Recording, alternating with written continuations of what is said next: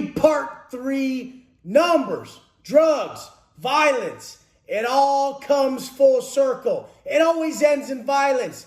Them drug debts turn into massive violence in the penitentiary. Obviously, everybody knows enough about the pen and people who are there to know that it's one of the most violent places on this earth. The fact is, every time you go to yard, every time, very few times this doesn't happen, that one race has to clean up a drug debt. At least one race out of all of them, every time when yard's about to end, makes the yard go down and checks their people for their drug habit and making them obey the rules. There's 3 tiers of discipline in the penitentiary. There's 3 tiers. If you mess up on the first tier, that means for my people, the people that I run with in prison, which is the whites, the woods. The thing is it's burpees. 23 burpees, 123 burpees. 23 is the number. They can give you any number of burpees to discipline you. This is the first tier of discipline under this militant structure that's based off of violence. The second tier of discipline is 23-second beatdown by 2 or more of your own people. Everybody always thinks they're going to win. God knows I always thought I was going to. I always came in thinking I was going to win, and I've been disciplined a few times. One time, really badly. The thing is you come in thinking you're going to win, and it's really hard to fight 2 people at once in closed quarters. This never works out in your favor. And the whole thing is discipline always is violence in the pen. It's always violence. The first little slap on the wrist is nothing. Some yards, a soft check is a 3-inch poke. There is no fighting. There is no hands. There's a no hands policy. A white guy can't fight another white guy because the numbers are low, and this is militant rules. We need our numbers up for the war that can potentially take place at any time. So all yards are different, but the main structure from county jail to the penitentiary in Cali is these 3 tiers. First tier, burpees, a disciplinary workout. Any number they want to give you, starting at 123, you sound off to the building and tell them, basically, I just did my disciplinary burpees. I fucked up. This is why they got me working out. Everybody knows it. When they see a group of dudes doing disciplinary burpees, everybody's like, oh, they fucked up. Every race knows it. Everybody knows everything in the pen. First tier is the burpees. Second tier is you're getting DP'd. Disciplined. You're getting DP'd by your people for 23 seconds or more. You're going to get your ass whooped. You're going to get your ass whooped. Most level 2s, they'll have a spot in the building they do it at. Most level 3s and 4s, they're going to do it on the yard or take it in a cell if they got it like that. That's just how it works. Third tier, removal. You're getting removed like the stories I've shared when people really fuck up and the other races are not having it. Whether it's a drug debt, whether someone's just wilding out and totally off character, it's a removal. The fact is sometimes you can get removed and come back to a good yard and program. And sometimes, most of the time, when you get removed, now you're no good. You're a piece of shit. You're a PC. You got to go to an SNY yard with the chomos, the rapists, and all the fucking weirdos. None of that shit happens on a GP yard. Those people are on different fucking yards. The whole fact is, though, it all stems from the lust for easy money and drugs. If we don't find a way, a different way to alter our consciousness, we will always fall victim to that bag or that bottle or that easy money, and it will always end bad for us. The way to alter your consciousness is what I'm sharing. When we truly get rid of these vices, we realize the work is the gift. It's the only thing that really fulfills us, makes us feel good about ourselves, makes us proud.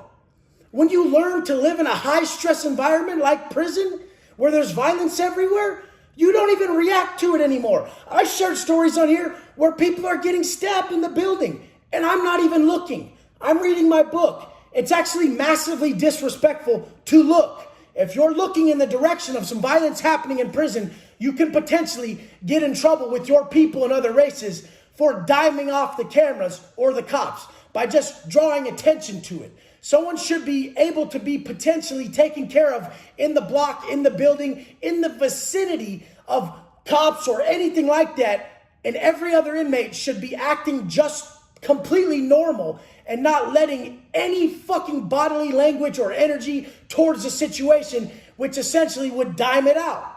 The thing is that these high stress environments can be a vice as well as a virtue. I made it a virtue. I'm able to raise my stress management level by living in such a stressful environment and still choosing the great route. If you live in a negative household and you choose positivity, you're habitually constructing someone impervious to negativity.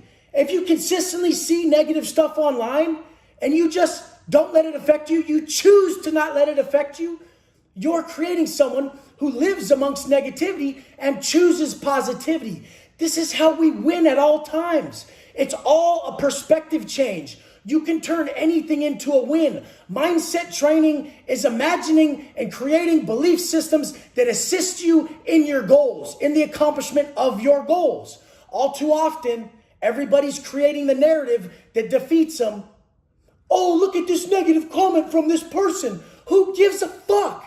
There was 99 positive ones, and you chose the one negative one?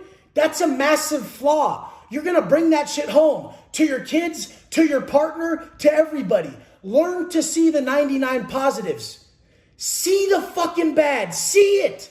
But say and react to the good. See the bad. Say the good. Be stronger than that. I've fallen victim to this in areas of my life, and that's why I notice it. Every piece of wisdom I'm sharing was essentially a massive failure that took place in my life that I was accountable enough to say, I'm doing this, step back and change it. I want you guys to change so bad, because when you get this shift in perspective, like so many of you guys have, when you get this shift in perspective, everything in your life changes. The world opens up. All of a sudden, there's just a bunch of opportunities and wins taking place, opposed to perceived losses and victimizing. Violence is always going to take place. Negativity is always going to be there. The way that it affects you doesn't have to exist.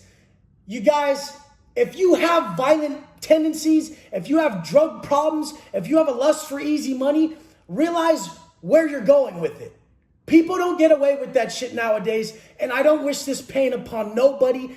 Essentially, what we're supposed to do in this life is heal our traumas, heal our pain, and not pass that on to others.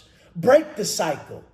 If you know pain from your lust for easy money that lands you in jail, lands you in problems, gives you problems in your life, I mean, you could be a drug dealer, a stripper, you could be anyone chasing easy money and having to deal with that karmic debt that ensues upon you because you know it's wrong. The regret that you know is wrong, that's stealing from your life.